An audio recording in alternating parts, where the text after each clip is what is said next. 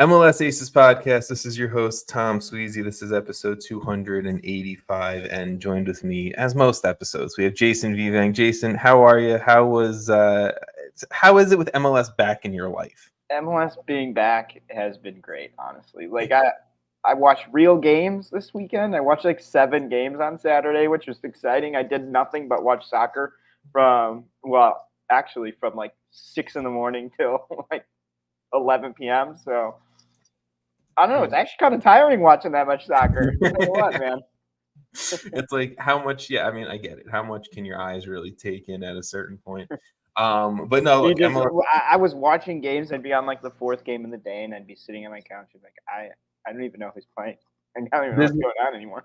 We were watching so Saturday rolled around, and it was a lot of running around with the wife. In the beginning of the day, I missed watching the Crew game live at 2:00, which was the kickoff to, I guess, the weekend, whatever. The second kickoff to MLS. And we didn't really have much plans, the wife and I. Saturday after that, we didn't want to do much. We were just like, we want to order in and like chill. I was like, great, sounds great with me. So I just had Apple TV on with MLS on, and she was like, how many soccer games are on? I was like, well, you're gonna get a full taste of it. Literally, you're gonna get a full taste of MLS action. And then obviously watching NYCFC play and lose and not look great hurt, but it's week 1. It's we only have huge hope for them. Yeah, like that's my favorite part about week 1 is you get to keep saying it's week 1. Yeah, let's just we're gonna overreact to everything we saw week 1, and and then at the end say, all right, now don't listen to anything we just said. Literally, right? I also want to, just as a quick program note, whatever show note, I am still having major issues with our Western Conference preview video and getting that up on YouTube or anything. So if you want to see or hear if you want to see our Western Conference preview, I don't know if that's going to happen. If you want to hear it, it is out on podcast. Still available. So that is still available for sure. Just visualize us, or just find a different video, put it on mute, and listen to the other one. Jason, you're smart, man. you are smart, sir. I mean, I like it. I'm all for it. However, if you just want to, just rewatch the Eastern Conference one on YouTube, and then we get the extra view on mute. Oh yeah, or do that. Yeah, no. Yeah, I'm mute. Who cares? And then just listen to the podcast episode. Yeah. If you're not a podcast person, sorry. Apologies about that. Western Conference preview was amazing. Best episode you guys ever missed. It was crazy. But we are here. Episode 100. Episode 100 was that the lost episode? The lost episode. That was a episode for sure. It was 100. Yeah, that was the duck episode. Oh man. 100 was lost. 200 was me clipping episodes from the last 100 episodes. That was a pain in the ass. We're almost at 300. We're gonna hit 300 this year. Yeah, we'll see if Tom has the patience to do that again for another 100 episodes. But MLS Week 1 action is here, Jason. But before we get into that, I'm gonna quickly dive through CONCACAF. I wrote CONCACAF Champions League, no longer. Oh man, that change is never gonna sit well with me. It's the CCC for sure. But MLS action is going on in CONCACAF Champions Cup. Teams have been eliminated. Teams are moving on. I think we're gonna dive more into it now that we're getting past that first round for sure. But let me just kind of break it down for you. And Jason, please interrupt if you have anything you want to say. I'm going to just break it down for the listeners here. On the one side of the bracket, we did have the first MLS elimination. Vancouver Whitecaps were eliminated by Tigres on a 4-1 aggregate. Then we have Orlando City. They eliminated Cavalry FC from the Canadian Premier League on a 6-1 aggregate. Orlando will now move on to face Tigres in the round of 16. Houston Dynamo and St. Louis City faced off in the first round. Houston eliminated St. Louis on a 2-2 aggregate, but they won on away goals. Houston will now go on to face the Columbus Crew in the round of 16. FC Cincinnati, they took down Cavalier FC, the champions from Jamaica. They won on a 6-0 aggregate, and Cincinnati are going to move on to face Monterrey in the next round. A little Brandon Vasquez reunitement there. And then we have Nashville FC. Nashville eliminated Mocha FC on a 7-0 aggregate, and they're going to take on the League Cup champions Inter Miami in the round of 16. On the other side of the bracket, this is where we have less MLS teams, definitely by a lot here. Philadelphia Union, they eliminated Saprissa on a wild 6-5 aggregate. Philly will now face Pachuca in the round of 16. The New England Revolution, not official as of recording because they still have their second leg to play. They will take on Independiente out of Panama for a second leg game on tonight, the 29th. If they do move on, they will take on the champions out of Costa Rica, Alajuelense, to continue on their CONCACAF Champions Cup path. But if the Revs lose, then that'll probably be the biggest disappointment of MLS teams so far in the tournament. Don't they have to lose by like a decent amount? It's only a 1-0. They only won 1-0 on the road in Panama. So this okay, but they're going home. It's okay. It's okay. Yeah, look, Caleb Porter's in town. They're not doing it. They're up in New England. They're handling business tonight. I have confidence in you, New England. But that is a little bit of a recap of what's going on in CONCACAF Champions Cup. Again, since the round of 16 is here, we're moving on. I think we'll probably talk about the games a little bit more as they're happening, and obviously as MLS action continues. But look, it's not guaranteed that we get an MLS team on one side of the bracket, but we have very good odds on one side of the bracket that an MLS team is probably going to represent us in the final. But we have, what is it, the 16 now? Honestly, I feel like MLS is in a pretty good spot here as a whole. On the one side of the bracket, there's you're guaranteed one at least, right? Or two. You're guaranteed two on one side of the bracket. Yes. I'm looking ahead. I'm going finals right now. On one side of the bracket, there's 8 teams left, obviously. 6 of those 8 teams are MLS sides. But the 2 other teams are Monterrey and are Tigres. So, But Monterrey and Tigres have to play Cincinnati and Orlando, which are definitely 2 of the better. Like, if you were choosing out of that pool of MLS teams who to face them, I feel like those are pretty good ones to choose. They're up there. Tigres eliminated Orlando last season in CONCACAF Champions League. If you guys don't remember, it was on the away goal rule, right? So Orlando put up a fight against them last year. So maybe that's a little bit of sign of revenge and good luck, right? Monterrey, Cincinnati, maybe, Cincy and Pat Noonan are like, we know how Brandon Vasquez plays. We'll shut that dude down and then they'll move on. Or Brandon Vasquez, like, I know how they play. Hey, guys. Brandon Vasquez is like, I'm just going to get in Yazga's head and we're going to move on, right? On the other side, look, Philly, Pachuca, that's tough. The Revs, even if they move past Independiente tonight and they move past Alajuelense in the round of 16, you're going up against Guadalajara or you're going up against Club America. That's tough. So the one side of the bracket, I've kind of given up hope on. Sorry, Revs. Sorry, Philly. But, we'll see. We'll see what happens. There's always hope as long as they're alive. And if it's any type of CONCACAF Champions Cup fashion, there's always next year, right? So let's move forward. Let's talk about MLS Week 1. That's the more important stuff. That's the meat and the potatoes of this episode right now. So Jason, I'm going to turn this over to you since I just went on a little bit of a CCC rant.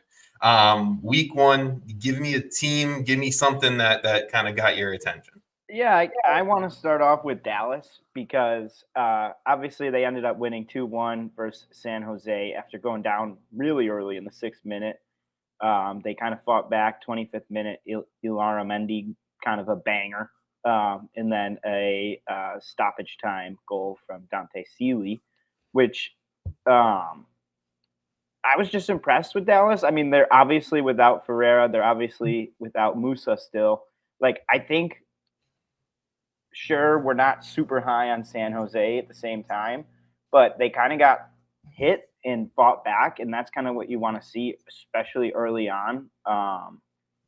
And with a team that isn't necessarily like where we think like their biggest signings aren't even there. Their biggest names aren't playing right now.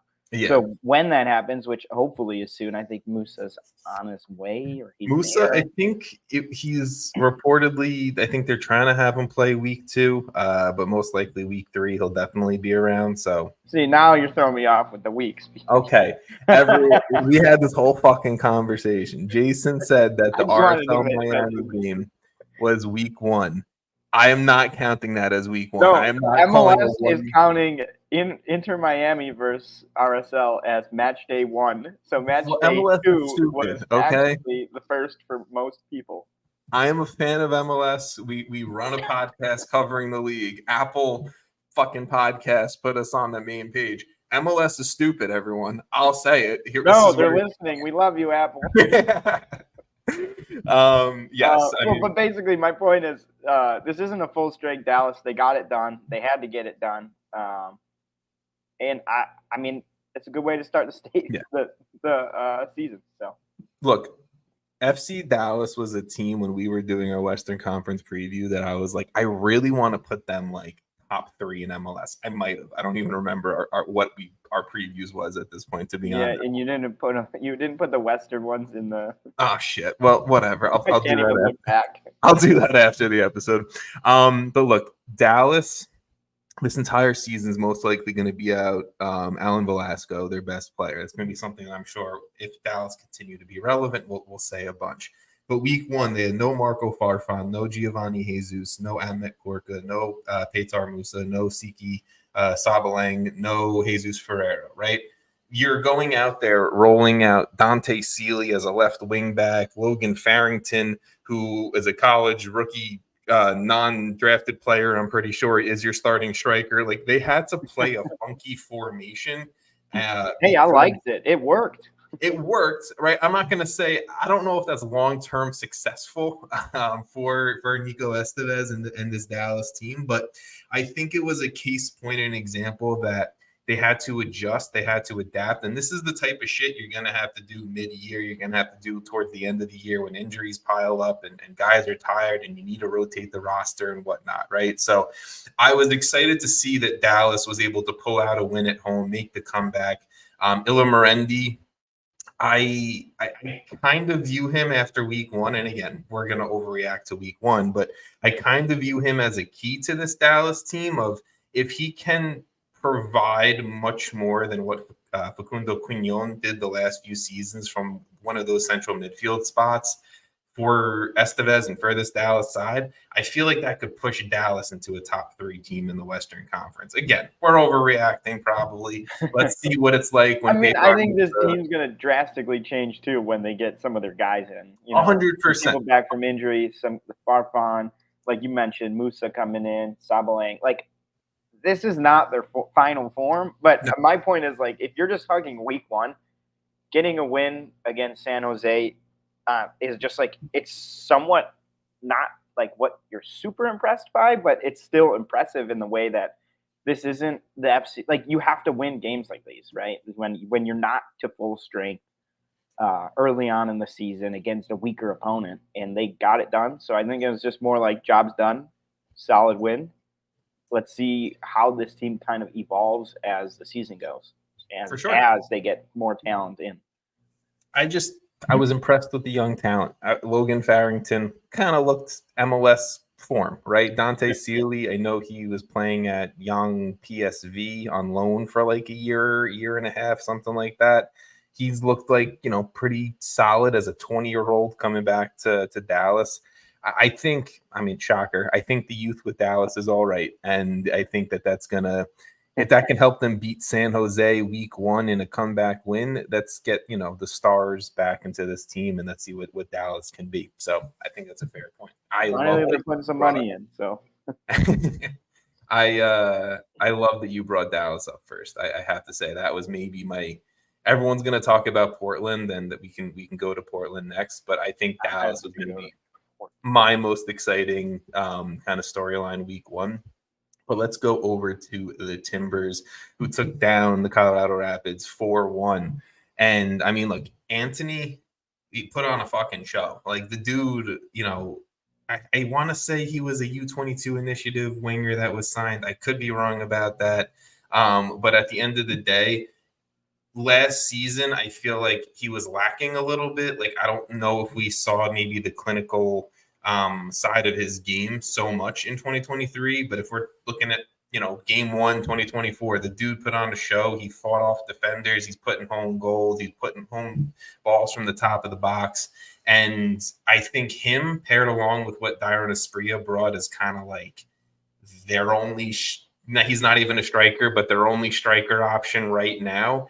I think that front line like to run. I think that front line like to kind of just get into dangerous spots. And I was very impressed with Phil Neville's boys week 1. Again, it's against the Rapids. Do we know what the Rapids are? This is a completely different Rapids side. Chris Armas is still their manager, all of that. But the Portland Timbers, to me, week 1 looked like a team, again, that we're talking about that could finish top 3 in the Western Conference. Yeah, I mean, like a couple things. Just Eric Williamson, welcome back. Like, thank God he's back. We love you. And that goal, fans bro. over here, great goal. Oh man, it's so exciting to see him back on the field because it's just like they're a different team with him in the team, right? Like when he's not hurt, Portland can go. He's one of those guys that's like a key cog in the midfield that like they need for that team to fully operate. It's not even just Eric Williamson's back. It's like a confident Eric Williamson's back. Yeah. Like he was balling out. Like he was out there, and you could tell like he was ready, wanting this moment. Evander wasn't able to. He heard all the. Oh, did Colorado have the best offseason? He came in and said, no. He's like Eric had the best offseason, and he went out there and did it. No, but sorry, continue. Said, I'm healed. My knees are great, and he just kicked their ass. You're not wrong. But at the same time, like I don't know what. It's a good win, of course, 4-1, obviously, against a Colorado team that a lot of people thought was much improved. I don't want to take too much away from it, though, because, like, going forward, we don't know where either of these teams are going to end up, right? Portland could sign, like, a DP9 probably, like, here, or Portland can sign 2 DPs if we want to get technical. Right. But like that, I think the rumors are that they're looking for like a high value. Now, honestly, I think I saw something like that they were in conversations with people, but I don't know who. Anyway, I also think going down in 30 minutes, 3-0 for Colorado is just obviously not good, not ideal, but it changes everything. Like even the first goal in the 9th minute, that completely changes how they maybe want to play, especially in Portland. You go down it within 10 minutes in Portland, it might be one of the hardest places to fight back from a goal down. So overall, I mean, I don't know if you can really say Colorado's offseason was like a failure or bad or whatever. It's too early, but it definitely didn't start out well. I didn't think Zach Steffen looked very good. He's had that kind of like rawness for a while where it's like, I think he just needs some consistent time, and hopefully that's it. Because we've seen him at the top of his game is so good. Yeah. But yeah, I mean, overall, great game, good for Portland. But yeah, the biggest takeaway is I'm super happy for Eric Williamson being back. I mean, look, me too. It was exciting to see him almost play that cam attacking role. With Evander out, and I can only imagine what that midfield's going to do when it's Williamson, it's Diego Chara, and it's Evander. Also, Kamal Miller's in that team. And he played well. Yeah, Kamal Miller's a very good center back. For sure. James Pantemis had to step in over, I think, Maxime Crepeau's dealing with a little bit of an injury. Pantemis looked good in net. I'll give him his love too. On the Colorado side of things, I posted this during the game Saturday. It was a screenshot of Chris Armas's first 11 games in charge at Toronto FC, and his managerial career at Toronto didn't last much longer than 11 games. But it was just, like I said, simple screenshot of the first 11 games that included, 8 losses, a win, and 2 draws. And if you guys didn't see it, the first loss that Chris Armas had was against was game 1 against Montreal, and it was a 4-2 loss. He just really likes giving up 4 goals in his managerial debut at clubs. That's really it.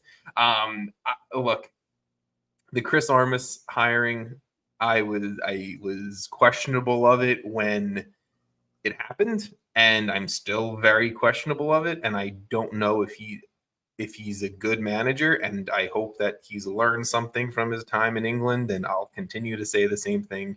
Then I hope he's learned, and I hope that Colorado can figure it out, because a lot of these guys who are coming back to MLS, they haven't played that much, and they need to play. And I think that's just simply it. Get their form up, play, and it'll bounce back. So yeah, I guess if it starts going wrong quickly, like if wheels start spinning off, I don't have a ton of confidence in them riding the ship under Chris Armas. So that's let's move on. I just want to mention 2 pieces of news, because we can talk about these teams. I don't know how much we will talk about these teams, but Minnesota United, they did hire former Manchester United assistant manager Eric Ramsey as their next head coach. So every team in Major League Soccer has a manager. Congrats. Let's go. That's big. But Eric Ramsey will be the youngest manager in MLS history at 32 years old. How do you feel about a 32-year-old taking over the Loons? I kind of like it, man. Okay. I like taking a chance. I mean, it's what's the worst that could happen? They just fire him in a year or whatever. Like, we've seen that happen with a million teams with worse hires, right? Charlotte's on their 3rd or 4th coach in 3 seasons. So true. I would say the worst thing that happens is probably the worst same thing that happens for all of these clubs that we kind of throw into that bucket of, you just keep rinsing and repeating, and you're never going to actually find success. The one thing too, I guess the worst thing that happened, yeah, sure, is like they just aren't successful. He's not the guy to lead the team, and it goes poorly, right? But if he is, and he is incredible, you're then going to lose him again because he's young enough where he's going through a bigger team if it happens. So I guess that's like the downside to hiring someone this young. But at the same time, it's like you probably, I don't know how much they're paying him, but it's probably not a ton. He's eager, obviously. It's his first managerial position. So, I mean, I think it's a good hire. Like, let's see what he can do. He could be amazing, you don't know. Yeah, he could be the next Klopp. He could be the next Mourinho. He could be the next Pep. We don't know, but at the end of the day, if he is that good in MLS, yeah, I think like a championship team will probably come calling for him. I personally like seeing managers get their first opportunities. That's fine. I hope they give him enough time, though, because we've seen in MLS where teams are put their managers on short leashes.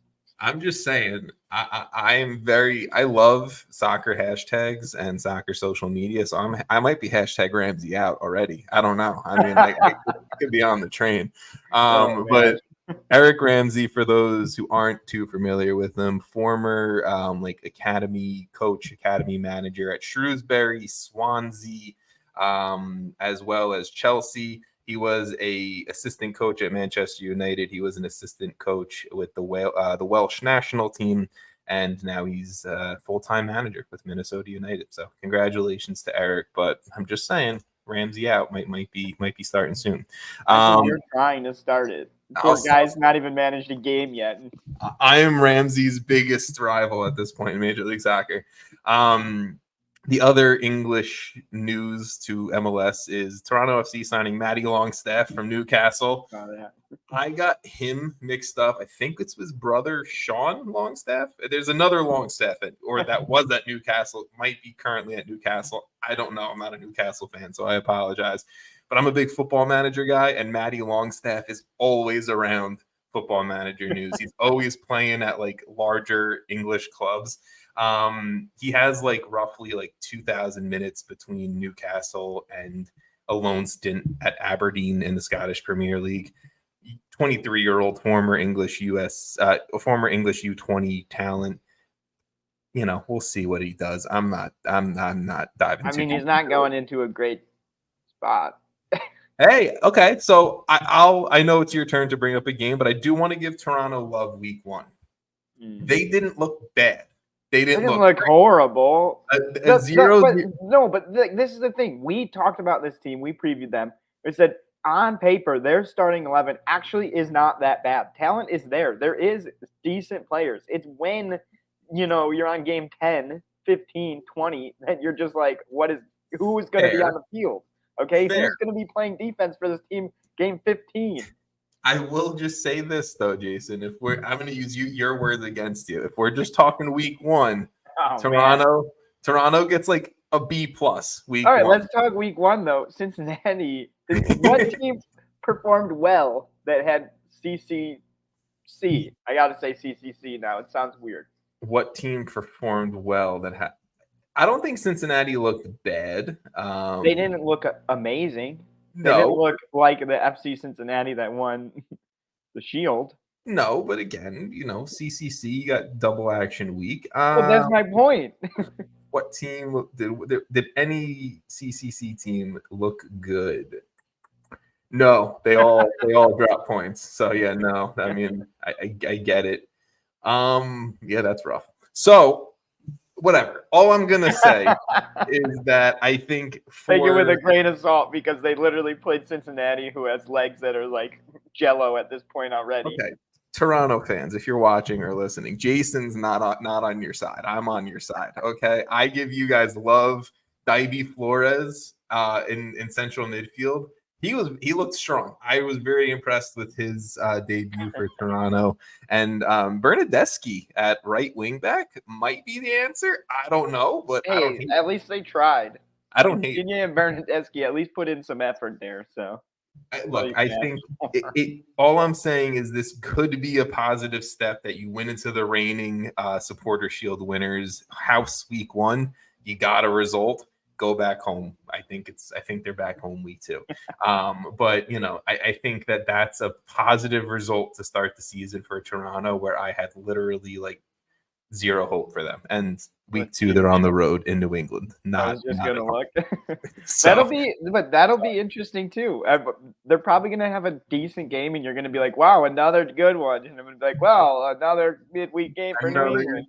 Another CCC game, and they had a red card week 1. And you want to talk about that game? Do we want to go into DC, New England? I don't know if you have any points of caring about that game. We can talk about that game.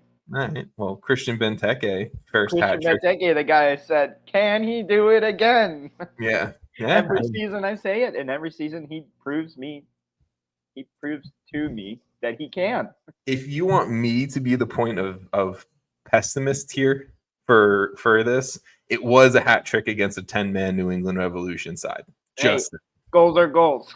Goals are goals. I like how no matter what we're talking about, one of us takes it wasn't that great, and the other one takes it. Let's do it. This is great. Good cop, bad cop performance, right? Look, yeah, Benteke scoring a hat trick. Not shortly after, but his first goal came about 10 minutes after a Gabriel Vrioni red card in the 25th minute. DC got a win week 1 under Troy Lesane. Congrats to him on his first win as a manager for DC. But can we talk about the goal of the season? And I'm closing There's no more goals of the season nominees allowed. Carles Hill. That wasn't even the only great goal of the weekend. Bro, this is my goal of the season. I'm done. I don't care. That goal was fantastic. Such an individual effort on that goal. And I think we either tweeted about it or we texted about it. I don't remember, but he is the player who.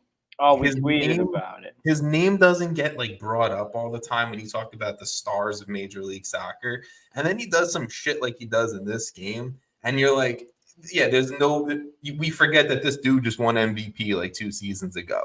We forget that Carles Hill is one of the top 5 players in Major League Soccer, but that no one wants to probably give him his roses for. So sorry, New England, you lost. Keep going in CONCACAF Champions Cup. Forget week 1. Benteke, here are your flowers. But Carles Hill, this is your flowers. You are New England's going to be fine. They're going to be fine. This good for DC for getting that win, getting Lassine's win, in the debut. Benteke is clearly just going to keep scoring. Like that, but this guy might never stop hitting headers, so that's good for them. But I don't think we can look at New England anyway after midweek match plus red card in the first 10 minutes. 25. Whatever. But I'm excited. 15. I want to see all these MLS teams go far in Champions Cup, right? Like I want to see it. I want to see their success, but I'm also very excited to see how they perform in MLS after they don't have to now worry about that, or that doesn't I don't know if my heart is ready for another MLS loss in a CCC final. I'm not saying that. I'm just saying I want to win. I want an MLS team to win Champions Cup. And I want maybe some of these teams that I don't feel confident enough to win Champions Cup to get eliminated. So let's put the focus on MLS. Yeah. That's what I want. That's what I want. Yeah, so like Philly in New England, where you're like, they're not making it through the whole side. Might as well just lose now, New England just lose tonight. New England, just take the L and just win the Supporter Shield. You can do it. I think you can do it. They just play like children tonight. Yeah, literally. It's the academy team gets rolled out there against the Panamanian first division team. All right, I've been taking over a lot of where we're going next. Who do you want to talk about? We have to talk about it because it was one of the probably biggest games of the weekend. LAFC versus Seattle. Lot of hype going into it. It was in Los Angeles. If that changes your opinion of the result, but LA came away with a 2-1 victory over Seattle. Timothy Tillman scored in the 45th minute, and then Mateus Bogusz, who is just that's their striker now, and it works because he another banger, man. A lot of goals from right along the 18-yard box, which is pretty fun. I mean, I was happy with it. I'm sure MLS is happy with it too. To get Blanca had probably 600 chances at goal. I actually want to look at the expected goals. Oh, Seattle actually led the expected goals. Interesting. I was not expecting that. 1.84 to 1.47. Seattle didn't play bad. They just didn't finish. Seattle's final third, figuring it out, was just non-existent. And Rui Diaz, I don't even think played that bad. But he's injured again. Shocker. Raul Rui Diaz out for another 6 I will months. say De La Vega looked awesome. Every time he touched the ball, it was like, what is this kid going to do? He looks so excited. And he's got energy, man. But sorry, I heard you, and then I just blanked on everything I was going to say about Pedro De La Vega. Yes, I think when he subbed on, it was – I don't know. Sometimes I hate looking at stats, and sometimes I hate looking at shit like that. I mean, I'll go back to it and I'll use it for whatever arguments I'm going to use it for. But sometimes there's just a feeling and a feel around it. When he subbed on, it almost was this is a new era of Sounders soccer type feeling. You can feel and sense the confidence around him and the confidence when he's on the ball. And I think you saw that. Obviously, he put away the PK goal on his debut. Congrats to him for that.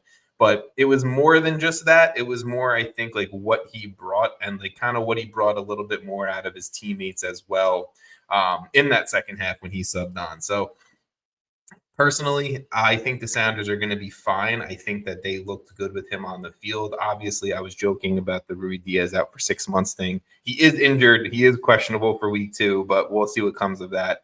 I just think if the Sounders can kind of tweak some things and just figure out some finishing, which probably all MLS clubs have to do at this point, I think the Sounders are going to be quite fine. I'm not concerned about the Sounders. I don't know. You're on mute, Jason.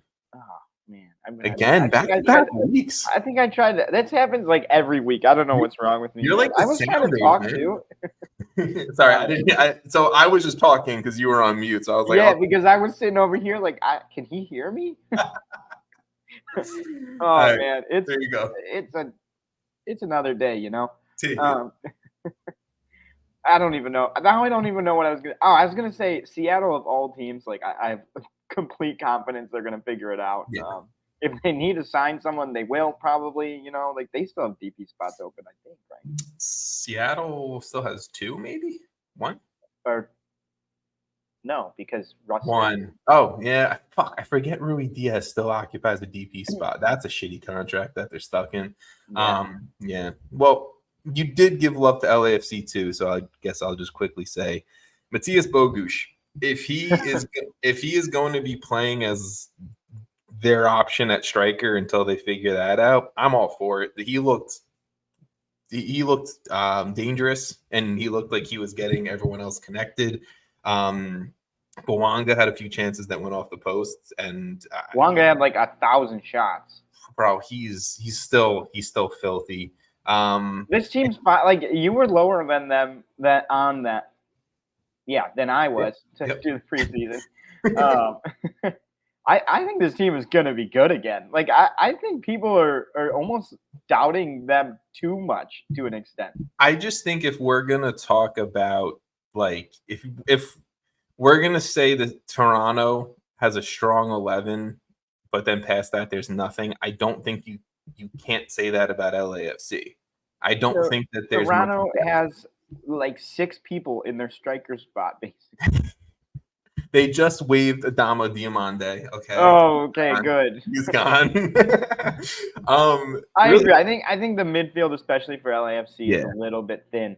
But this is a team with 2 DP spots and is one of the, honestly, at this point, biggest names in MLS. Like, if they want, they could go out in the summer in the off season for Europe and pick up 2 absolute studs, and there's a chance they will, or they'll go find another, Bouanga somewhere, and just, I don't know where they're coming from.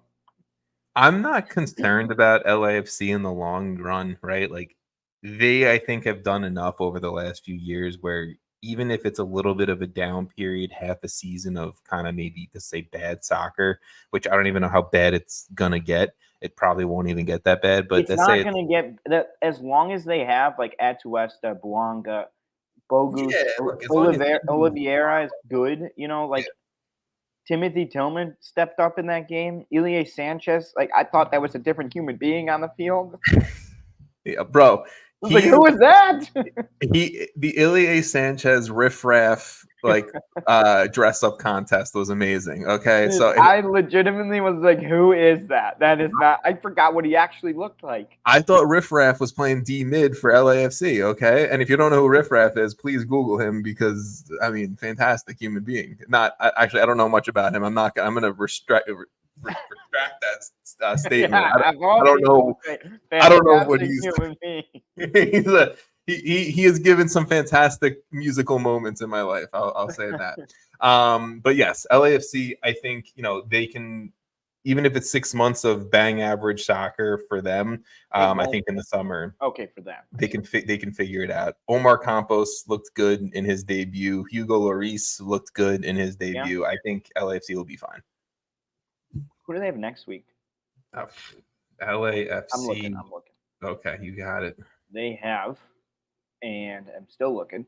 Nope, they're on the road to RSL. Got you. Don't worry. Oh, man, I rolled right by them. Hey, that's a big game, actually. I guess we're going to know something. Revenge game?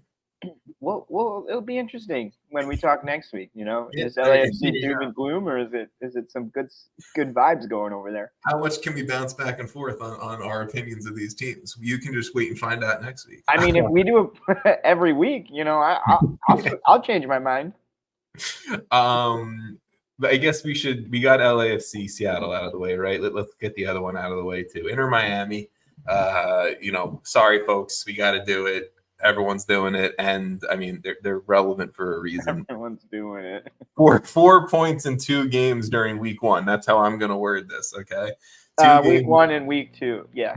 Match day 1, match day 2. You can't go on week because it really was week 1. Still, technically, that's why they call them match day 1 and 2. Except match day 2 was technically 2 days. The thing that I do like about the Apple TV deal is that they actually, like, Major League Soccer can work with the match day system now, because it actually makes sense that it's not just like, oh, there's 3 games on a Thursday and 1 game on a Monday. It's not just like that. So that's not just 1 week merges into the next. Exactly. It's not just a blend of, is MLS on tonight? Where can I find it? How many games played do they have? Oh, they have 3 more than everyone else. It used to make I'm still going to try to do teams of the week on MLSAces.com. I'm still going to try to do blog posts for that. Week 1 or match day 1, whatever the fuck we're going to call it, has been tough to get out. So apologies. That's on my end. Just blame it on the tech issues. The damn YouTube and YouTube's not letting me post to the blogs, Let's talk about Miami. So 4 points in 2 games during whatever fucking time frame we're going to talk about as far as match days. A 2-0 win at home to kick off the MLS season over RSL, and then a 1 point draw on the road, a 1-1 draw against the LA Galaxy. Honestly, I am more impressed with the 4-point performance in less than a full week than I think I was actually thinking about that I was impressed with, if that makes sense.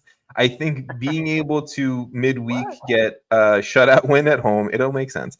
Being able to get a shutout home midweek and then travel to the other side of the country and pull out, I guess it was a late game goal from Messi to tie things up, but being able to pull out a point on the road against the Galaxy, who, have improved drastically in their own right. I think that's a very impressive week to me. I don't know. Yeah, I didn't actually think, because initially I'm like, am I impressed with 4 points from Inter Miami, this team that everyone is so high on? Am I impressed? This is the delusion that Inter Miami and Messi has put into all of our heads. Am I impressed with a 4-point week where this is where one game was, this is where the other game was. Other side. That's a great point. The travel between Miami to Los Angeles, who's scheduling these games? Because that was a poor choice. And they have CCC next week. They're 50 years old. That's the average age of this roster. But I think that's an actual issue. I don't know. It's kind of a joke. They're old, whatever. They're these old guys, But it's kind of going to be an issue. Suarez limps everywhere he goes, Stop it. That's that. Looks like a sloth out there, man. Suarez limping is not a concern to me. Yes, he's an older this guy player. Who literally said a month or two ago that he can barely walk. You said that, not me. Don't put your words. Suarez said that. Oh, I thought you said that I said that. No, I'm saying this guy isn't Suarez. You're not concerned about the guy who literally has knee pain when he walks? The thing about what I saw from Suarez in 2 games is that even though he couldn't move that much, and this is something that people are going to be defending Miami take. He was so effective just in his movement when he did get it going. When he can move. But I don't need yes. The guy's game sense is obviously very good. He knows where to be, right? He knows the places to be. He also knows Messi so well that it's he knows where Messi wants to be and where he can play off of that. So it's in some ways you don't need him to move all that much when you have Messi just with the ability to pinpoint a pass between 30 legs. But I still think it is potentially an issue because it's 100% an issue for sure. Injuries are going to derail this season for them, if anything will. The talent is clearly there. Yes. You have Messi on the team. Messi's going to snatch victory from defeat every day. Or snatch a point on the road in LA. That's what I mean. He's gonna get something with him on your team. Your basic bare minimum is almost a draw. It's yeah. I'm not saying Suarez, like I said, I'm not saying him limping or him not being able to move as much is not a concern of mine. But I think that he, like you said, he knows the spacing so well. He knows his teammates obviously very well. And I think that just it allows him to be effective as a striker that can't move that much. And guess what? Leonardo Campagna coming off the bench. Or you won't need to start him, or you need to have him play a full 90 and let Suarez rest. Yeah, it's not the worst situation. I'm okay with it. This team also, Drake Callender has been amazing. He's the guy that's keeping them in a lot of this too. 100%. Drake Callender's been very good. Jordi Alba, his first through 180 minutes, he's been balling, bro. He's been very strong. honestly might have a claim to the stake of best left back in Major League Soccer right now. Like he's playing at a very high level. Gutman got hurt. Yeah. Yeah. But look, Miami, I think through 2 games so far, it's been impressive. Now let's see how they juggle and manage 2 competitions at once, because CCC is coming up for them this. They got Orlando City this week too. Yeah, now they got to home, but they got to now travel back across the country. Still in Florida, no matter what, you know. Good point. I just think Miami's going to be fine as long as they have this young talent that can run. Diego Gomez has looked great, I think, in central midfield. I think David Ruiz has looked great. There's a lot of these young guys that if they can do the quote unquote like legwork, maybe not actually maybe do the legwork while the stars the literal legwork while the aging stars can kind of do their thing and blend off of their compatibility and how well they know each other, then I think Miami might have a formula for success, but we'll see when multiple competitions. Their formula for success is just Messi equals wins. I mean, fair. I mean, that's a great formula. Plenty of teams have done it. Argentina. I mean, let's look at it. All right, let's move on. Where do you want to go next? Let's talk about the Fire. Let's do it. I was gonna take it next, but I wanted to save it for you to bring it up. Honestly, like overall, so this is where I'm at with this game, right? I went into it thinking a point on the road would be awesome, right? Because going into Philly, one of the harder places to play, going away in MLS already is difficult. Philly is obviously a top tier team in MLS. And is like pretty much every single year. I was pretty excited. I wanted to see what we could do. Obviously, it ended up 2-2 with Gutierrez hitting just an absolute banger. Another great goal of the week. Like honestly, there's so many goals this week. That put the Fire in the lead briefly. The biggest bummer here is Gutman's injury. Because without him, our left side was just a disaster. You're not ready for Chase Gasper season, bro? Come on. I mean, no. The dude has a USMNT cap. I mean, let's go. I still think Gaston Jimenez is just not the guy, man. Every time I watch this man, I'm like, how many times does he have to make a shitty pass per game for us to just finally realize he's not the guy? I think I read he's also occupying a DP spot again. And yeah, I think it was like something with roster compliance. Yeah. But shout out Alex Calabrese for that. Just saying. Continue. Anyway, that left side struggled.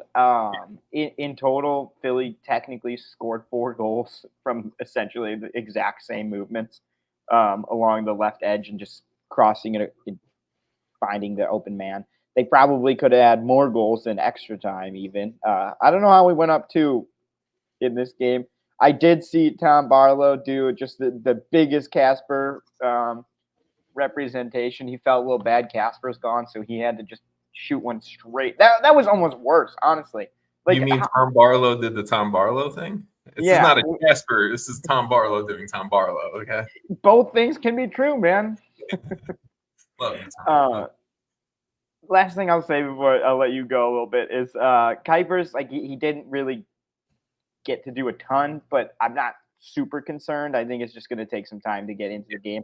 Playing Cincinnati this weekend at home, so that'll be an interesting game versus another top East team. And then we play Columbus, so we play some pretty brutal East teams in the first 3 weeks of the season. Can I positive spin this for you? Yeah. I'm not super down. I mean, a point from this game I'm happy with, especially because by the end of it, I was like, how did we even get a point? Like, it should have been 5-2. Well, I'm just going to say positive spin about the upcoming schedule is all CONCACAF Champions Cup teams. Right. So you might get rotated rosters, just saying. Hopefully we can take advantage of that. The positive spin about this game is that if there's any team in Major League Soccer over the last like 3 or 4 seasons that have proven to be a fortress at home, it's the Philadelphia Union at Subaru Park. Yeah. And you guys played a very strong game against the Union. Yes, it's a team that was rotated a little bit and whatnot, but I think the Fire looked good. I'm not going to add too much more to that. Brian Gutierrez, welcome to the 2024 season. Friend of the pod, Fabian Herbers, welcome to the 2024 season. A goal and an assist for him. I like him in the central midfield. I'm a big fan of Herbers in that kind of like lower block central midfield spot. I'm excited to see. Yeah, I mean, I think this team is just – I think Shaqiri has like a little bit more space now. He's like operating with a little bit higher quality players around him. He didn't look bad. He looked okay. I do think Kellen Acosta needs to be starting, and I think it might have just been because of shorter time. I mean, I think he's been with the team for a while, so I don't really know why. But you know what? Get Kellen Acosta. Give Klopas a week or two, and I think you'll see that Fabian Herbers, Kellen Acosta duo in the lower block for sure. Switching Gaston for Kellen Acosta would be an incredible decision. I'll tell you that right now. I would be making that decision day one. I just want to give love to one player on the Union side who's impressed me through CCC and who's impressed me through, I guess week 1 of the MLS season is Quinn Sullivan. He was a striker, a winger, whatever you want to call him. He's now playing as like one of the wide central midfielders for the Union. Like the kid has, but keep in mind, like our left side was just horrible that game, man. Okay, so he's done it against. He massively took advantage of that. I mean, he had an incredible game, but I think whatever. Quinn Sullivan, I want to give you your love because you're adjusting to a new role, and I think he might eventually be that starting position once Alejandro Bedoya, whether it's this season or next or whatever, is no longer that official game in, game out starter. So I'm heavily impressed with him. And then I think kind of him and Jack McGlynn in the central midfield, wildly impressive duo. Like I love that youth. I love that young talent there for the Union. So shout out to them. Maybe this is the young duo that is their next big payday soon enough. I don't know. But I think it was like a decent draw for Chicago. Great way to get a point to start the season away. And also a decent draw for Philly. Yeah, like I don't look at the Philly draw as like a bad thing for them. I look at it as like, sure, they had chances to win the game. I mean, they looked better for good chunks. So the Cincinnati draw obviously improved. Bad. The Philly draw good. Well, you said these are two things that you said in the same episode, Jason. We're not Toronto. You're not too far off, though. Whoa, man. I gotta go. I'm leaving. Let's finish up this episode. Is there a game or a moment or anything that we didn't talk about? We covered most of the games and stuff, but is there anything that we didn't talk about that you want to hit on real quick? Minor thing, I think, and this kind of sucks for you, but the atmosphere in Charlotte was awesome. Like those videos were so cool. Yeah, I respect the hell out of the fans in Charlotte. Honestly, it's so cool to see. Easily, I know. Like, look, I'm sure Vaughn was in there partying it out. Vaughn, we were texting a little bit. Like, I think we could easily go around and just congratulate every fan base on being a great fan base. Charlotte, to me, might be one or two top best fan bases in Major League Soccer. Personally. They still keep going after all the shit they've been through too. Some pretty weird products on the field at times. And I will just quickly say about that game, New York City. Ooh, rough start to the season, boys. Let's not do that again week 2. The only other things I guess that I want to say, Crew, reigning champs, off to a strong start. Cucho getting on the score sheet week 1. Things you like to see for Crew fans. Orlando 0-0 draw with Montreal. I don't know. I'm not overly concerned. I think defensively Orlando looked good, but some people were saying that, with CONCACAF Champions Cup, maybe it's a concern there. I don't know. But just a beast of a keeper too. So yeah, I mean for sure. Pedro Gahese, Austin FC, the only home team this weekend to lose. Yeah, they are what we thought they were. Or what's the saying? Is that what it is? They are. Yeah, no, you nailed that. That was perfect. That was perfect. Minnesota shout out on the road win there. Houston SKC draw. St. Louis RSL draw. All four of those teams are just so similar in my brain right now. So I'm not dissecting that at all. The only other game we didn't say was Nashville Red Bulls, which was also a 0-0 draw. So, I mean, fair enough to that we didn't touch it. But Nashville didn't have Mukhtar, right? No Hani. And I don't think Sam Surridge either, who did score in CONCACAF Champions Cup. So he has a goal this season, Jason. I know you're a big Surridge guy. So I am just a big Surridge, you need a score guy. I'm a big Nashville needs to find goals from people that aren't named Hani. So how do you feel about this? Last night, Nashville played Mocha FC in CONCACAF Champions Cup, and their undrafted rookie striker, Forster Ajango. I do not feel confident that I said that correctly, so I apologize there. Got a brace in his professional debut. I like that. Maybe. Hey, I'm not saying that if they can get a consistent top goal scorer, that's going to be a fine team. Like, we know, I think when I was previewing them, like, my biggest point is if they're going to do the same thing again, it's not going to work. It's not going to be as efficient as it is. It's still going to get you points. They're still going to get their draws. They're still going to hold people to lower goals. But it's not going to translate to, top tier MLS play, top playoff spots, trophies. It's just not at this point. I agree. Slightly when they came into the league, and it slowly has kind of petered out a little bit. But yeah, I mean, if they can find young players, solid strikers, whatever, they need it. What are you looking forward to in week 2, Jason? I mean, we touched on a bunch of games. I don't know if there's anything. I'm looking forward to attending the game. Oh, you're attending the Fire home opener? Yeah, I haven't got season tickets. So we got free parking pass, so I might try to tailgate a bit for that one. There we go. So I want to hear a breakdown of who are the Fire playing next week. Cincinnati. Ooh, yeah, you said that already. Sorry. Yeah, so it should be a pretty good one. You don't get to see Matt Miazga, unfortunately, but you get to see Miles Robinson. That's fun. Yeah. Lucho. That's fun. Yeah, I mean that's fun. I mean, it's another the biggest thing is this is another big test for the Fire. Like you said, they're coming off of CCC, so it's like you can't take a whole lot, but I'll take the points where we can get points. So they did play a much younger side, like teenagers in CONCACAF Champions Cup, so that might mean that they're playing. I mean, they're still better. Yeah, I mean, they'll be fine. That's fine. All right. Well, I'm just more interested to see where the Fire kind of end up, and seeing them just going to a live soccer game again is going to be great. Always fun. Yeah, I'm excited to get out to a few this season. I have a few planned out in my head. We'll see what happens. But Jason, week 1 and week 2 are technically in the books here. Match day 1 and 2. Match day 1 and match day 2 are in the books. I'm glad to be talking about live MLS games again with you in 2024, and we'll roll into week 2. Good stuff.